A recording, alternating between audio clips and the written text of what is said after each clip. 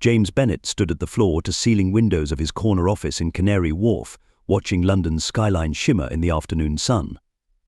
At 32, he had everything he'd ever dreamed of: his own architectural firm, a penthouse in Kensington, and an upcoming wedding to Sophie Winchester, daughter of one of Britain's most prominent banking families.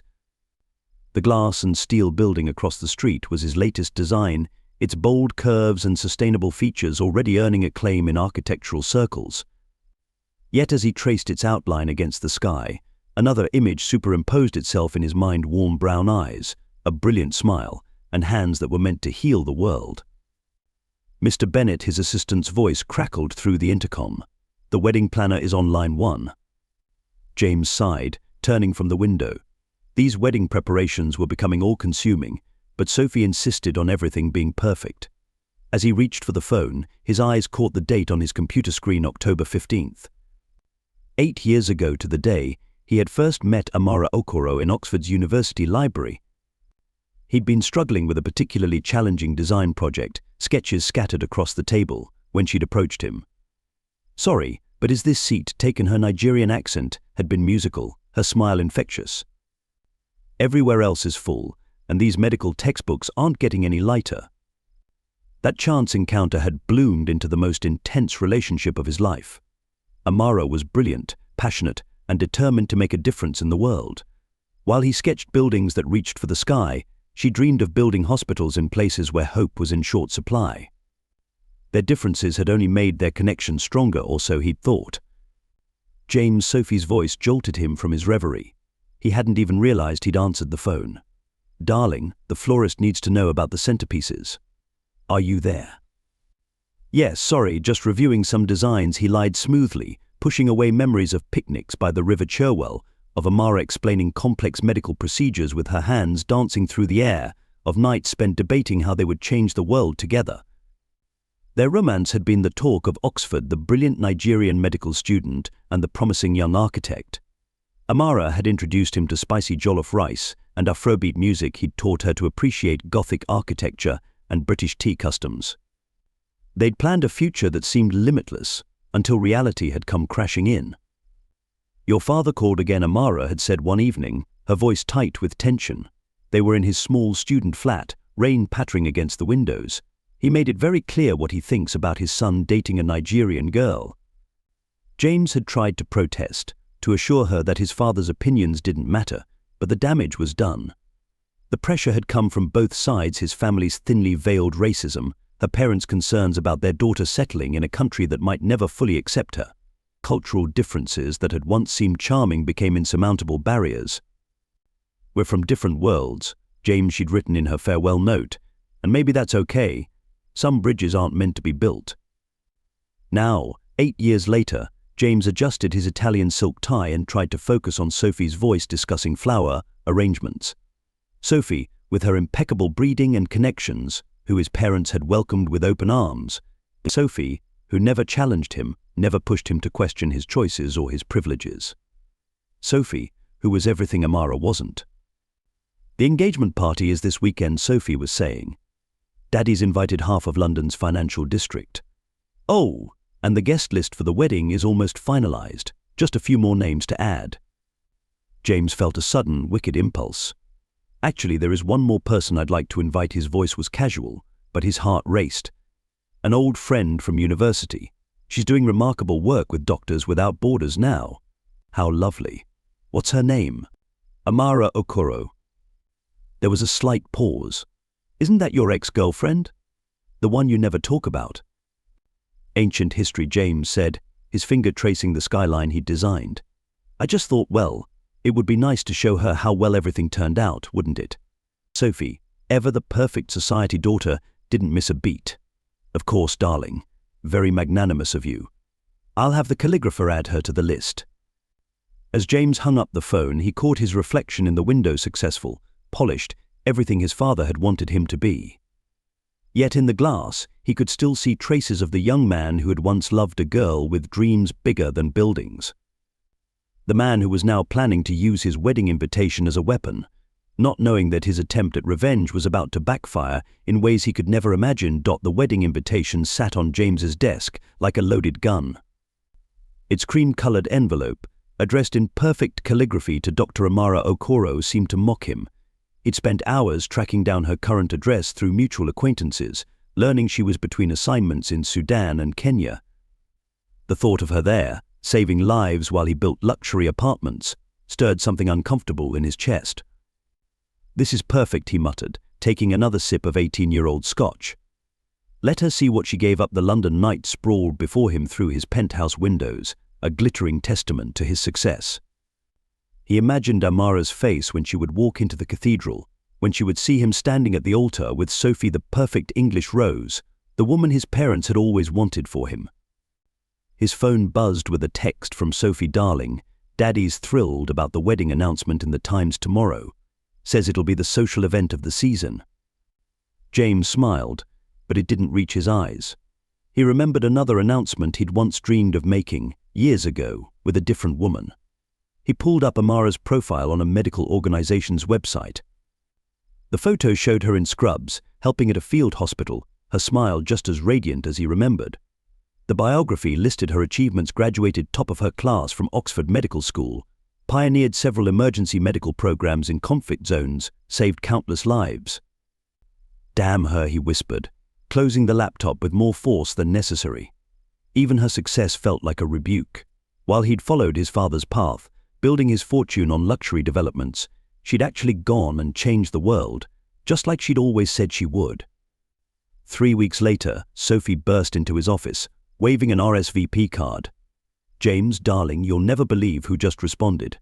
Your doctor friend, she's actually coming." James's coffee cup froze halfway to his lips. "What?" "Dr. Okoro. She sent the loveliest note too, saying how honored she is to be invited and that she's looking forward to celebrating with us. I Googled her. James, why didn't you tell me? She's practically a hero. The work she's doing in Africa is incredible." The coffee turned bitter in James's mouth. This wasn't how it was supposed to go.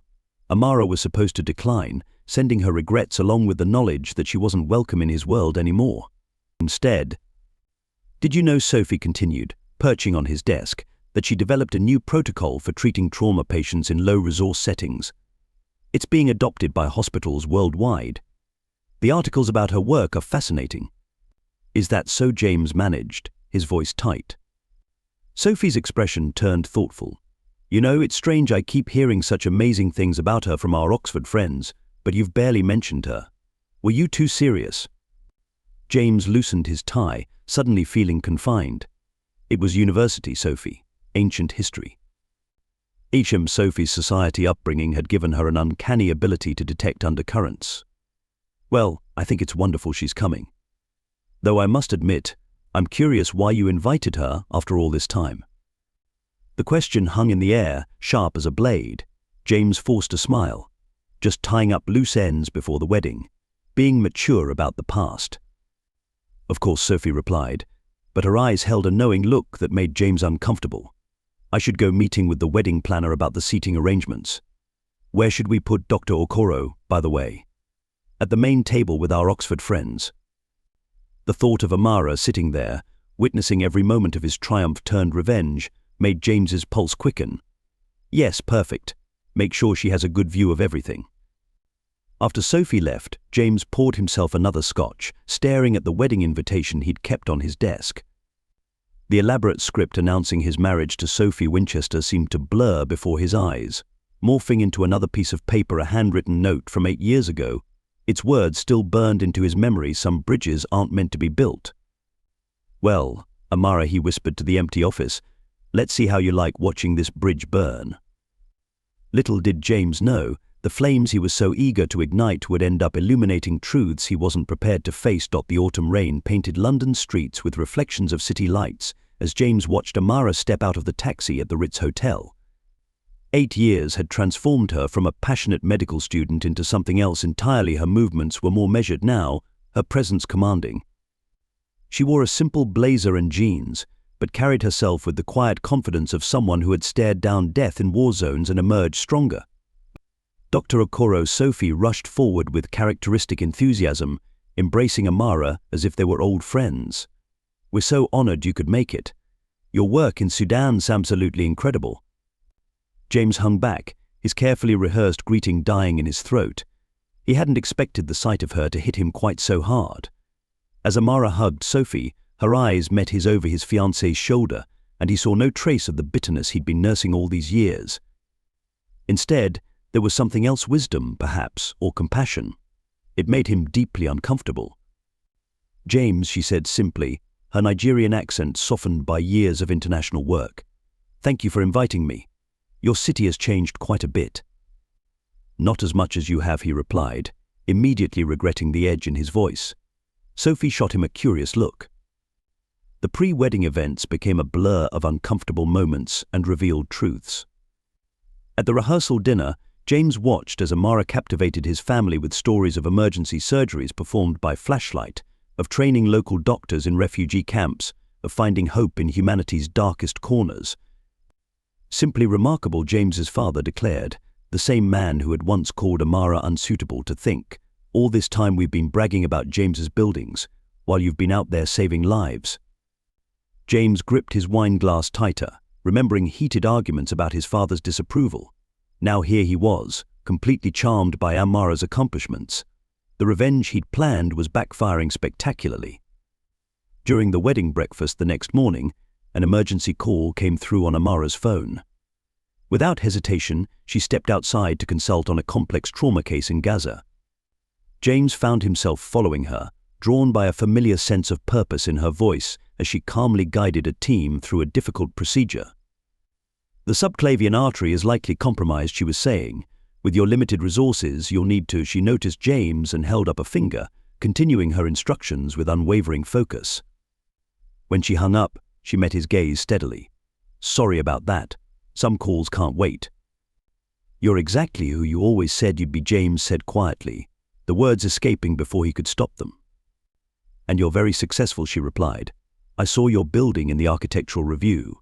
The community center in Brixton. Beautiful work." James flinched. Of all his projects, she had to mention the one pro bono design he'd done, the one that echoed their old dreams of making a difference. "Why did you come, Amara?" he asked abruptly. "You must have known." "Known what, James? That you invited me to show off your perfect life, or to prove something to yourself." Her voice was gentle, but her words cut deep. Before he could respond, Sophie appeared in the doorway. "There you are. James, darling, the wedding planner needs us too." "Oh, I'm sorry, am I interrupting?" "Not at all," Amara smiled warmly. "I need to review some patient files anyway." As she walked away, Sophie turned to James with concern in her eyes. "Are you all right? You've been acting strange ever since she arrived." "I'm fine," he said automatically, but his mind was racing through memories Amara teaching him to cook jollof rice in his tiny student kitchen, both of them laughing as he burned the first batch, studying together in the library until dawn. Her passionate speeches about healthcare inequality that had once inspired him to design hospitals. That evening, at the final pre-wedding dinner, James watched as Sophie and Amara chatted like old friends. His fiancée was clearly fascinated by Amara's stories, asking intelligent questions about global health initiatives and humanitarian challenges. Actually, Amara was saying, "We're developing a new program to build emergency medical facilities in conflict zones. The challenge is designing spaces that can be quickly assembled and moved as needed." "James could help with that," Sophie exclaimed. "Darling, isn't that exactly the kind of challenge you love?" The suggestion hung in the air like a thundercloud. James saw the future he'd once dreamed of flash before his eyes, using his skills for something meaningful, working alongside Amara to make real change in the world. The life he'd abandoned for his father's approval and society's expectations. "I'm sure James is too busy with his luxury developments," Amara said softly, and for the first time he heard a trace of sadness in her voice. Later that night, as James lay awake in his empty penthouse, Sophie's words echoed in his mind. "You've been acting strange." He got up and walked to his home office, pulling out an old sketchbook. Inside were his original designs for mobile hospitals, drawn during late-night conversations with Amara years ago. The pages were filled with notes in her handwriting, suggesting practical improvements, marking where medical equipment would need to go. His phone buzzed a text from Sophie. "Can't sleep. Keep thinking about what Amara said about those emergency facilities. You used to dream about projects like that, didn't you? We should talk." James stared at the message, realizing that his carefully constructed plan for revenge had revealed things he'd been hiding not just from Amara, but from himself. St. Paul's Cathedral rose against the London sky, like a dream carved in stone, its dome catching the morning light. Inside, hundreds of guests filled the pews. Politicians, business moguls, and society's elite, all gathered to witness the union of James Bennett and Sophie Winchester. The air was heavy with the scent of white roses and anticipation. James stood at the altar, adjusting his cuffs for the 100th time. His eyes kept drifting to the fourth row, where Amara sat in a deep burgundy dress that made her look like visiting royalty. She caught his gaze and offered a small, encouraging smile that made his stomach twist. This wasn't how revenge was supposed to feel. The organist began playing, and Sophie appeared at the cathedral's entrance. She was stunning in her designer gown, a vision in white and diamonds. As she glided down the aisle on her father's arm, James felt the weight of expectations from both their families, from society, from his own carefully constructed life pressing down on him. "Dearly beloved," the priest began, his voice echoing through the vast space. James spoke his vows mechanically, the words tasting like ash in his mouth. When Sophie said "I do," her voice trembled slightly, and for a moment he wondered if she felt the same sense of unreality. The reception was held in the grand ballroom of the Dorchester, all crystal chandeliers and gold leaf. James watched as Amara moved through the crowd, gracefully fielding questions about her work. She was discussing refugee healthcare with a cabinet minister when Sophie's father stood to give his speech. "When James first joined our family's circle," Mr. Winchester began, champagne glass raised, "I knew he was exactly the kind of man we wanted for our Sophie. Ambitious, successful, focused on the right things in life." James caught Amara's eye across the room, remembering her words years ago. The right things in life are rarely the easy things. She'd been trying to convince him to join her on a medical mission to Nigeria instead of taking his father's offer at a prestigious firm. The next speaker was James's best man, sharing amusing stories from their university days. But he fell silent mid-anecdote as an elderly woman at one of the front tables suddenly clutched her chest and slumped forward. "She's not breathing," someone shouted. The elegant crowd burst into panicked murmurs. Before anyone could react, Amara was moving. She reached the woman in seconds, her evening gown swishing as she took charge with practiced efficiency. "I need space. Someone call emergency services. James, I need your help." Without thinking, James was at her side. "What do you need?" "Help me lay her flat." "We need to start CPR." Amara's voice was calm but commanding. "I need someone to time the compressions." "Sophie, can you do that?" Sophie appeared beside them, stopwatch function ready on her phone, her wedding dress gathered up out of the way. The three of them worked in seamless coordination, Amara performing chest compressions, James helping with positioning, Sophie keeping time and relaying information to the emergency dispatcher. "Come on," Amara muttered, sweat beading on her forehead as she continued compressions. The woman's lips were turning blue. "We're not losing you at a wedding." After what felt like hours but was probably only minutes, the woman gasped and her eyes fluttered open. The paramedics arrived moments later, but it was clear to everyone that Amara had saved the woman's life. As the medical team took over, the ballroom erupted in applause. Amara simply straightened her dress and stepped back, the consummate professional. But James had seen something in those intense moments, the person he'd fallen in love with years ago, the one who had never lost sight of what really mattered. "That was incredible," Sophie said, still holding her phone with the stopwatch running. She looked at Amara with genuine admiration, then at James with something like revelation in her eyes. The band began playing again, trying to restore the celebration's momentum, but James found himself walking to the microphone. His hands were shaking, but his voice was steady. "I'd like to say something," he began, and the room fell silent. "Many of you know I invited Dr. Amara Okoro here today as my former girlfriend from university. What you don't know is that I invited her for all the wrong reasons. I wanted to show her what she'd missed out on, to prove something about success and choices." He saw Amara start to stand, perhaps to stop him from embarrassing himself, but Sophie gently touched her arm, keeping her seated. "But watching her save a life just now, seeing her work with the same passion and purpose she had 8 years ago, I realized something. Success isn't measured in buildings built or deals closed. It's measured in lives touched, in the courage to follow your convictions." James turned to Sophie, his voice softening. "Sophie, you deserve someone who lives with that kind of purpose. Someone who doesn't confuse wealth with worth." "I'm so sorry, but I can't." I know, Sophie interrupted, standing up. To everyone's surprise, she was smiling through tears. "I've known since I saw you watching Amara talk about her emergency medical facilities. You've been building the wrong things, James." A murmur ran through the crowd. Sophie's father half rose from his seat, his face darkening, but Sophie held up her hand. "Actually," she continued, "I have an announcement of my own. Instead of a honeymoon fund, I'm establishing a foundation to support the construction of emergency medical facilities in conflict zones, and I hope that both Dr. Okoro and Mr. Bennett will consider lending their expertise to this project." The ballroom was silent for a moment before erupting in applause, genuine this time, not the polite society kind. James stood frozen at the microphone, watching as Sophie walked over to hug Amara, both women with tears in their eyes. In that moment, surrounded by all the trappings of the life he'd thought he wanted, James finally understood. His attempt at revenge had backfired in the most beautiful way possible, showing him that true success wasn't about proving others wrong, but about finding the courage to be right with yourself. Hours after the dramatic events at the reception, James found himself in the Dorchester's deserted garden. The fairy lights still twinkled in the trees, casting a gentle glow over the remnants of what should have been his wedding celebration. He sat on a stone bench, loosening his bow tie, when he heard familiar footsteps. "Your father's looking for you," Amara said softly, sitting beside him. "I think he's worried about the family's reputation." James laughed bitterly. "That's all he's ever worried about." He turned to look at her, really look at her, for the first time in 8 years.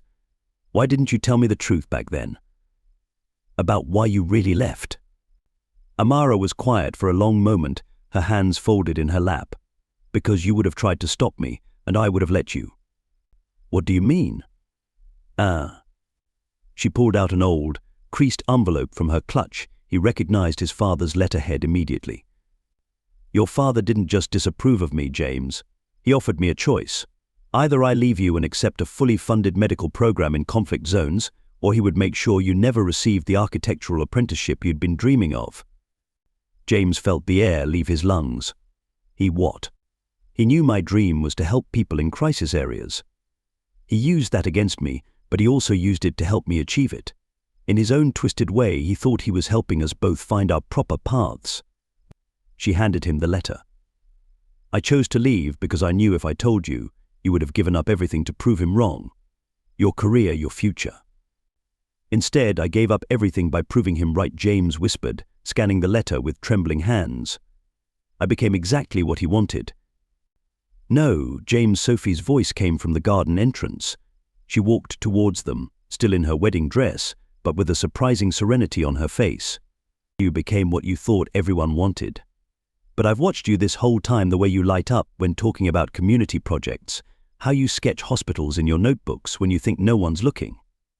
James stared at her, amazed. "You knew." "Of course I knew. I also knew about this." She pulled out a folder from behind her back, his old designs for mobile medical facilities. "Found them in your office last night. They're brilliant, James, and they're exactly what Amara's program needs."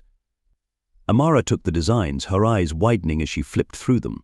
"These are, James, these could revolutionize how we deliver emergency care in crisis zones. The modular design, the collapsible operating theaters, you've thought of everything." "I never stopped thinking about it," James admitted. "About any of it."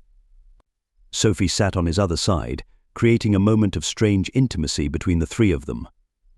"You know what's funny? I spent so much time being jealous of a ghost, this mysterious ex-girlfriend who had somehow broken your heart. But meeting Amara, seeing her work, understanding what she sacrificed, I realized I wasn't living up to my own potential either." "The foundation you announced," James began, "is very real," Sophie finished. "Daddy's furious, of course, but the family money is technically mine to use, and I choose to use it for something that matters." Amara stood, smoothing her dress. "What you both did tonight, choosing purpose over pretense, that takes real courage."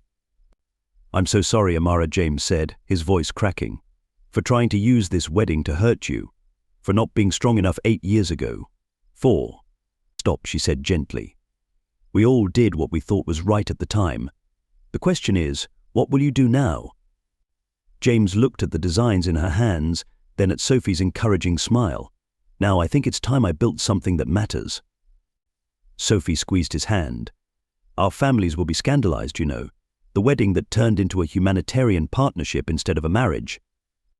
"Let them talk," James said, feeling lighter than he had in years.